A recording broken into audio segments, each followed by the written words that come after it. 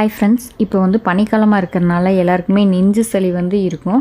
அதை வீட்டில் இருக்கிற பொருட்களை வச்சு எப்படி சளியை சீக்கிரமாக வெளியேற்றுறதுங்கிறத பார்க்கலாம்.